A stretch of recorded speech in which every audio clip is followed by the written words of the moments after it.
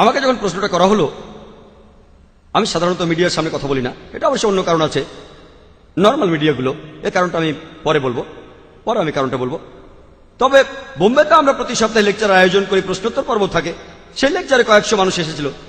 একজন আমাকে প্রশ্নটা করেছিল, আমি তাকে বলেছিলাম আমাদের জানা উচিত কিভাবে মিডিয়ার সাথে কথা বলতে হবে। আমি প্রথমে আন্তর্জাতিক মিডিয়াকে প্রশ্ন করবো যে আপনারা কেন প্রশ্নটা করছেন মুসলিম ওলামাদের, মুসলিম শিউকদের আর বিশেষজ্ঞদের, যে সানিয়া মির্জা যে পোশাকটা পরছে সেটা ঠিক না ভুল। সে তো র্যাঙ্কিং এ 34 নম্বর।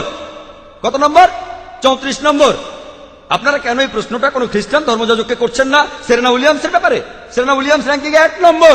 আপনারা কেন খ্রিস্টান ধর্মযাজকদের প্রশ্নটা করছেন না যে সেরেনা উইলিয়ামস যে পোশাকটা পরে সেটা ঠিক না ভুল?